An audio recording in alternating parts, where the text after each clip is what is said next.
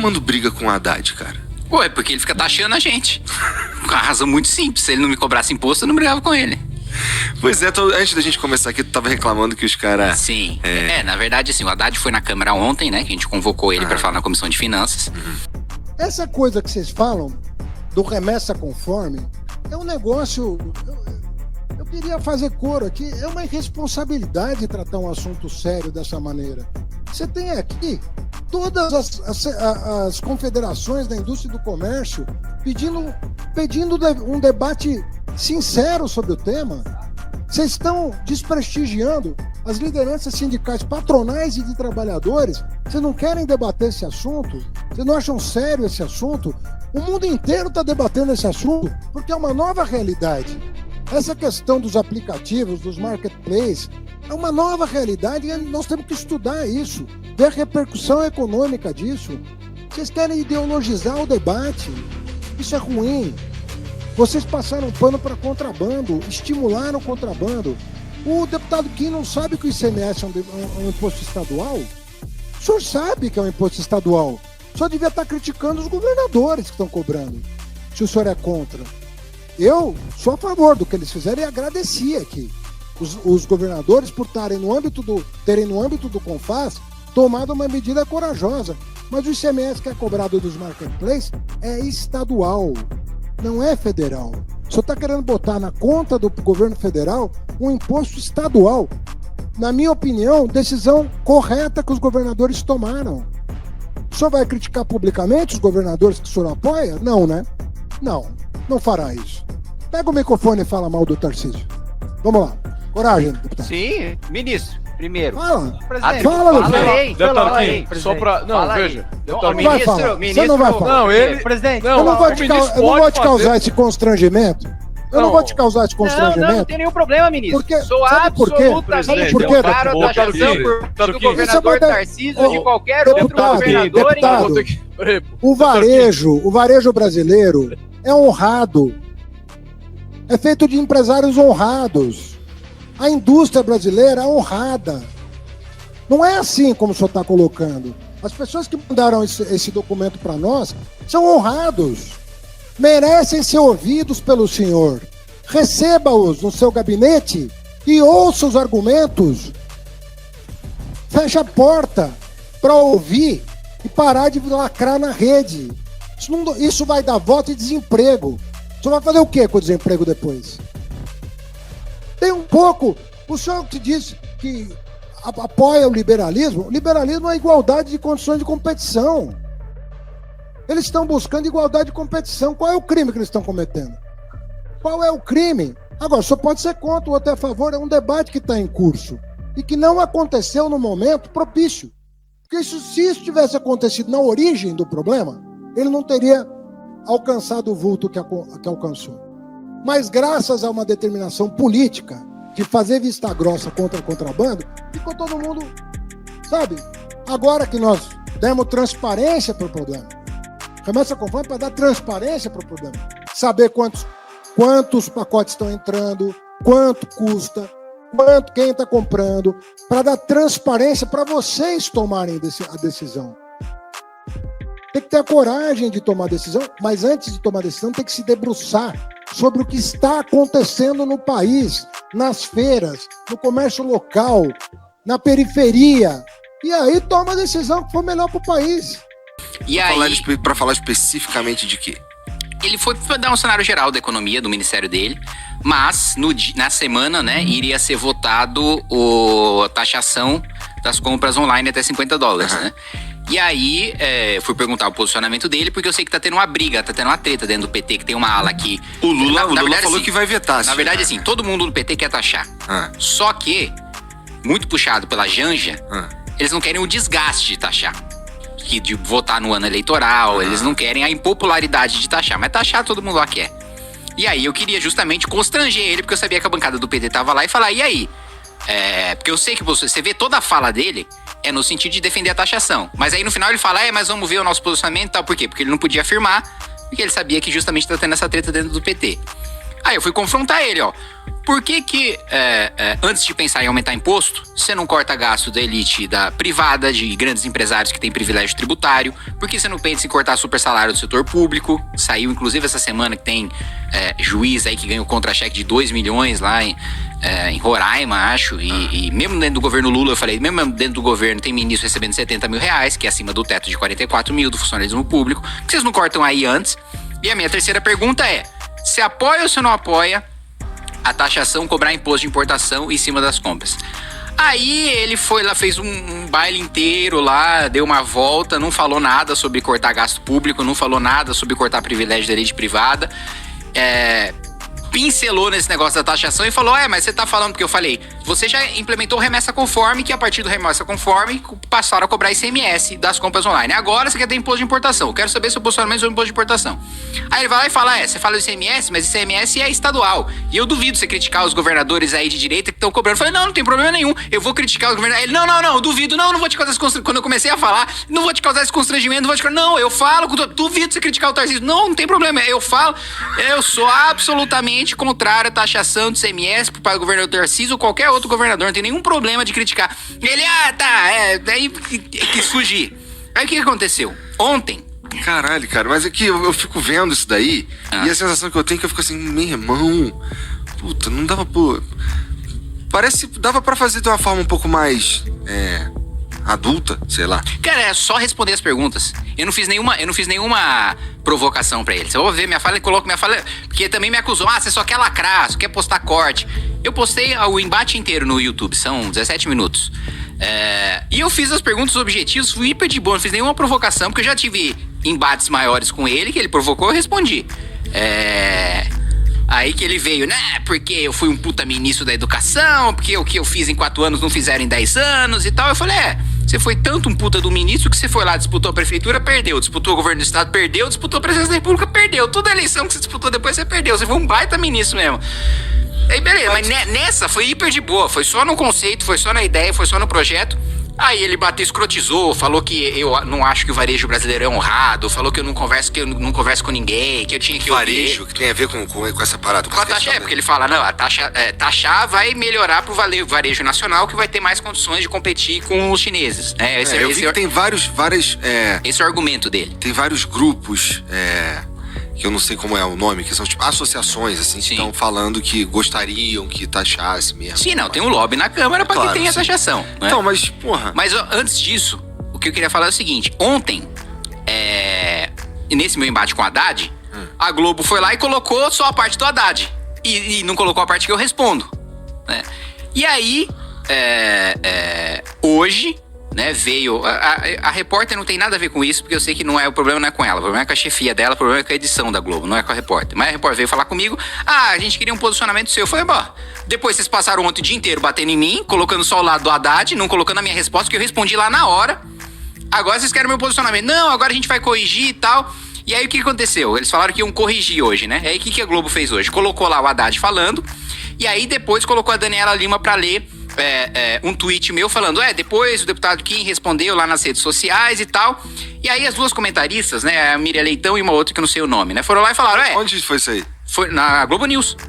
E aí elas foram comentar e falaram, porque o Kim primeiro perguntou de ICMS que não tem, todo mundo sabe que é estadual, não tem nada a ver com o governo federal. Primeiro, foi a partir do remessa conforme programa federal que os governos estaduais começaram a cobrar ICMS. Segundo, a minha pergunta não foi sobre ICMS, a minha pergunta foi sobre imposto de importação, que era justamente, eu ainda especifiquei, é o destaque na votação do PL, do Mover, que vai acontecer no dia de hoje, quarta-feira, e eu quero saber o seu posicionamento sobre isso. Então, mentira. Uma coisa eu ser criticado pelo que eu falei, outra coisa eu ser criticado pelo que eu não falei. Eu entendo. Né? Então, ela foi lá e bateu numa coisa que não existe. Ela quer me odiar, é contra o meu posicionamento político, acho que eu sou de extrema-direita. Vai lá e vai. Mas tem que você falar a verdade. Falar que eu questionei sobre ICMS, não questionei sobre ICMS. Questionei sobre imposto de importação. A primeira mentira. A segunda mentira, a outra comentário. Você tá falando é facilmente comprovável porque tem um vídeo do teu canal. Tem um vídeo inteiro, tá na íntegra, pô. Tá no meu canal, tá na TV Câmara, enfim. Entendi. Tá. E aí, a outra comentarista foi falar, e aí o Kim responde, você veja que o Kim respondeu nas redes sociais, porque lá na hora ele não conseguiu responder. E eu, mentira, porque eu respondi na hora. Né? Eu respondi o Haddad logo depois que ele falou. O que aconteceu? E aí também tem uma ignorância de regimento da jornalista. Não sei se ignorância é má fé, porque quem cobre política há tanto tempo conhece como funciona a Câmara. Não é um debate, eu contra o Haddad. É uma audiência pública que o Haddad vai responder 40 deputados. O Haddad, ele tem regimentalmente na Câmara 20 minutos para me responder. Eu tenho 1 minuto para rebater ele. Então assim, mesmo que eu quisesse fazer uma resposta mais elaborada, eu tenho 1 minuto, ele tem 20. Porque ele é um convidado, ele tá lá pra expor, eu tô lá só pra fazer o questionamento e ir embora. Então o primeiro ponto é esse, né? De mentir em relação à própria questão do regimento e da própria resposta da Câmara, que não é um debate com ele que eu posso falar o quanto eu quiser. Ele pode falar quanto ele quiser, eu não posso. E o outro ponto é, mesmo no 1 minuto, eu fui lá e respondi. E a Globo não colocou, ela colocou como se eu tivesse só... tomei uma porrada lá na Câmara, depois tentei remediar na rede social. E não, eu respondi lá na hora. Depois fiz questão de ordem, que quando você acha que o regimento foi descumprido, aí você levanta a questão de ordem e fala, presidente, eu não tive oportunidade de responder, eu quero meu 1 minuto para responder. Aí o presidente foi lá e concedeu, e eu respondi naquele 1 minuto. Esconderam tudo isso. Então, para mim, uma coisa é o sujeito fazer um trabalho de jornalismo e ter uma opinião diferente da minha. Outra coisa é ele vai lá e mentir. Outra coisa é ele vai lá e manipula a realidade para fazer assessoria de imprensa pro governo. Que isso eu até falei pra jornalista da Globo que veio me questionar hoje. Eu falei, eu não vou mais discutir com você, porque eu já descobri que, primeiro, que não é com você o problema, com a chefia, e segundo, que não é uma questão de jornalismo, é uma questão de vocês escolheram um lado, que é o lado do governo, e vocês estão defendendo o lado do governo. Então, porque, bom, se teve acesso ao material inteiro e chegou a essas conclusões aí, olhando pra realidade, distorcendo, então não tem muito o que fazer mesmo. Já era. É isso. E tu tava só tentando falar sobre os $50. Porque assim, eu vi uns caras falando, existem vários argumentos pra tu defender uma... Vamos lá. Eu vi os caras falando que, isso daí vai atrapalhar, vai ajudar a gerar emprego, não sei o que, pro cara. E aí os caras das plataformas lá falam, mas a maioria dos caras que compram é o cara que tá duro, você vai atrapalhar o cara que tá duro. Porque geralmente a galera todo mundo já comprou alguma coisa, mas a maioria, eu acho que eu vi o dado, acho que é 88% é classe eu não sei CD, exatamente. C, D e E, alguma coisa assim. Mas assim, naturalmente, são classes mais pobres, porque é coisa mais barata. $50, cara. Não dá pra ser. Não é, o Luciano Huck não entra lá e não compra exato. nada. E mais do que isso, né? O que é uma coisa que eu até falei no plenário pros deputados do PT, eu falei, vocês querem mexer na compra online do pobre, $50, mas e os $1.000 de quem viaja fora? Quem tem mais grana e pode trazer na bagagem. Por que vocês não mexem com o cara mais rico que pode ter a condição de sair do país e fazer a compra de $1.000? O próprio Lula comentou isso. Vocês querem mexer nos $50 do mais pobre. Então, agora que eles viram que a repercussão foi hiper negativa, eles querem voltar atrás, mas eles sempre quiseram taxar. Agora eles querem fingir que não tem nada a ver com eles. Mas todo mundo sabe que quem sempre defendeu a taxação da compra online foi o Haddad, inclusive com o apoio do Alckmin, e agora o Lula, não, se a Câmara votar, eu vou vetar. Mas a Câmara não vai votar porque o governo não quer. Então, se a Câmara, em relação à tributação, só vota o que o governo quer, porque se trata sobre o caixa do governo. Nenhuma matéria tributária votada no plenário da Câmara sem que o governo concorde. Entendi. Então tem esse ponto da hipocrisia, né? Não vou mexer com os 1.000 do rico, mas vou mexer com os 50 do pobre. E o outro ponto é o seguinte, já estão pagando ICMS, já estão pagando 17% de imposto. E vamos lá, se o cara consegue produzir na China, pagar os impostos da China, trazer do outro lado do mundo, pagar ICMS e ainda ser mais competitivo do que o cara que tá aqui, meu amigo, tem uma coisa muito errada com o cara que tá aqui. Exatamente, cara. Isso não é que era a próxima coisa que eu ia falar. Não é que a gente precisa taxar mais o cara de fora, a gente precisava ter diminuído o imposto aqui há muito tempo. Por que os caras das associações que pedem, por exemplo, pra taxar, não pedem pra desonerar? Porque é muito mais fácil você taxar o que vem de fora do que você... Porque pra diminuir imposto, você precisa cortar gasto. E aí pra cortar o gasto, alguém vai perder. Então você precisa cortar super salário de juiz ou de promotor. Você precisa... É só mais fácil fuder os outros. Exato. É isso. Porque eu vou falar pra você, vem muita gente da grandes industriais, grandes empresários, vem falar comigo, porque, é uma irresponsabilidade que você tá defendendo, né? Porque vem o chinês, vai quebrar tudo aqui. É o seguinte, qual que é a agenda de competitividade para a indústria nacional que vocês promoveram nos últimos 80 anos? Vocês promoveram a reforma tributária? Vocês pressionaram a classe política para fazer a reforma tributária? Não. Tá lá pelo menos desde a Constituinte para a só foi ser discutido agora. Tem mais de 30 anos depois. A indústria não moveu, os produtores nacionais não moveram 1 milímetro pra gente fazer essa discussão. Por que vocês não promoveram a reforma administrativa pra gente deixar de gastar o quanto a gente gasta com a elite do funcionalismo público? O funcionário público federal ganha o dobro do funcionário público municipal que tá aqui na ponta. Brasília tem os maiores salários do Brasil. Como? É Brasília que tem indústria? É Brasília que tem agro? É Brasília que tem a puta de uma economia pra pagar tudo isso? Por que os servidores públicos de Brasília são os mais bem remunerados do Brasil? É tudo dinheiro do resto do país que fica concentrado lá, e aí lá tem os maiores salários do funcionalismo público. E, inclusive, os outros funcionários públicos que pagam e a iniciativa privada que paga. Por que vocês nunca lutaram pra reformar isso? Por que vocês nunca lutaram? Quando eu fui relator de um projeto hiper chato, que você não vai querer saber nada dele, assim como a maior parte das pessoas não quer saber, porque é extremamente técnico, que é licenciamento ambiental. Licenciamento ambiental, basicamente, um processo burocrático que você precisa passar se você tem uma atividade que polui, que desmata, que tem alguma coisa desse tipo. A nossa legislação... Primeiro, não existe legislação federal. Tem tem dezenas de milhares de resoluções, de atos normativos federais, estaduais e municipais que regulamentam isso. Então, a gente não tem uma legislação unificada, dificulta muito fazer uma ferrovia, fazer uma usina hidrelétrica, que é o que tem mais impacto ambiental. E aí, a gente não tem ferrovia, as nossas rodovias são um lixo, os nossos portos são um lixo, os nossos aeroportos são um lixo, e a gente não consegue escoar a produção. Só o agronegócio, pra você ter uma noção, conseguiria dobrar a produção sem usar assim, 1 hectare de terra a mais sequer, sem derrubar uma árvore sequer. Se a gente conseguisse escoar a produção do agro, se a gente tivesse ferrovia, se a gente tivesse porto decente para mandar para fora a produção do agro brasileiro, a gente conseguiria dobrar. O setor produtivo, assim, pouquíssimas vezes veio me procurar para essa pauta e eu encomendei um estudo da USP, da FIP, para saber o resultado desse meu relatório. Pô, era 150 bilhões de reais de impacto na economia, de ganho na economia, de aumento de investimento. Os caras não moveram 1 milímetro para aprovar esse meu relatório. Aí agora a grande culpa da falta de competitividade da indústria nacional, do varejo nacional, é compra online? Desculpa, não é. Não é. Para mim, eu falo até essa analogia para eles. Vocês são o seguinte, vocês se acostumaram com o protecionismo brasileiro, vocês se acostumaram com um monte de impostos de importação, com um monte de proteção contra produtos de fora mais baratos e melhores do que os brasileiros, né? Vocês são igual uma criança que ficaram em casa foram cuidados pelos pais, sei lá, até os 80 anos de idade. Agora os pais de vocês morreram, vocês não sabem pegar um ônibus na esquina. É isso. Esses caras sendo protegidos a vida inteira. Sempre teve os grandes privilégios tributários que eu falo, boa parte deles vai para grandes empresários nacionais. Financiamento com juros subsidiado no BNDES, boa parte dele para grandes empresários nacionais, né? E aí... Mas ainda assim é difícil pra caralho empreender no Brasil, cara. Então, por quê? Porque todos esses benefícios estão concentrados nos grandes. Quando você é um médio ou um pequeno vai tentar empreender, tudo é pra te sufocar. Agora, quando você é um grande amigo do governo, aí você é sócio. Agora, pro pequeno, é a mesma coisa. Faço uma analogia em relação a...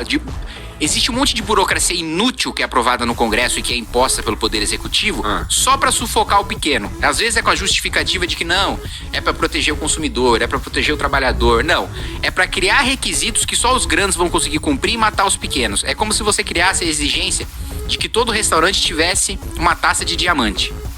Pô, os restaurantes de luxo vão adorar.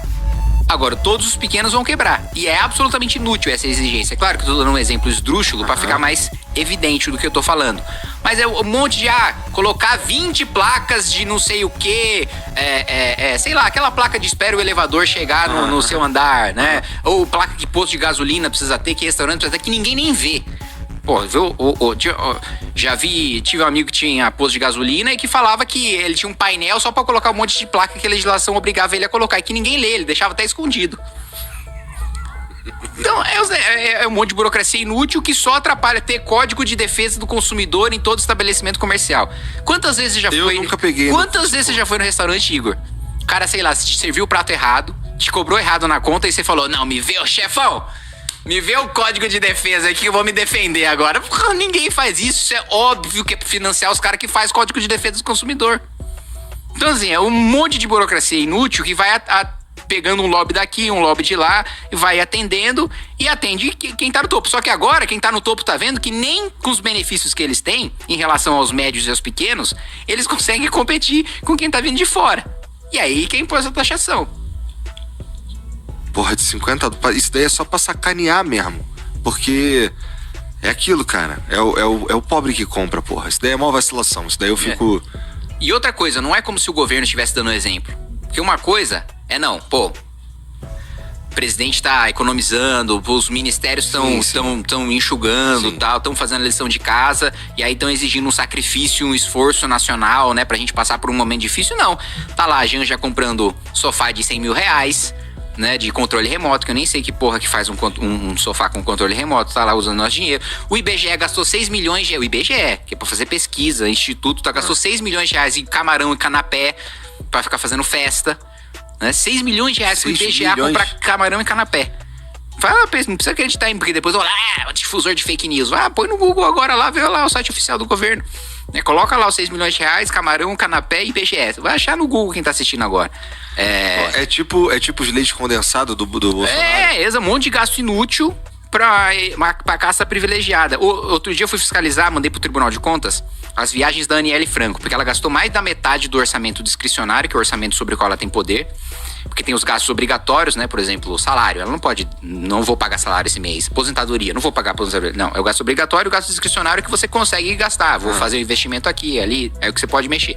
Mais da metade do orçamento discricionário da Aniele Franco, ela gastou com passagem diária. E aí eu mandei pro Tribunal de Contas e falei, pô, Tribunal, você acha razoável gastar 50 mil reais numa viagem pra Nova York? Numa passagem, só pra ela, pra Nova York? Aí o Tribunal falou, realmente, tá errado isso aqui, meu. O Ministério, pare de fazer isso agora imediatamente. É esse tipo de gasto que tá tendo, mais de 3 bilhões de reais com passagem diária. 3 bi.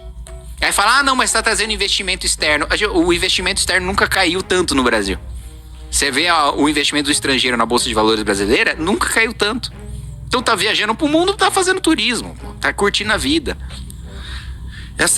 Vamos lá, a gente tá achando esses $50 aí, a gente mata esses aplicativos aqui no Brasil, não mata? Claro.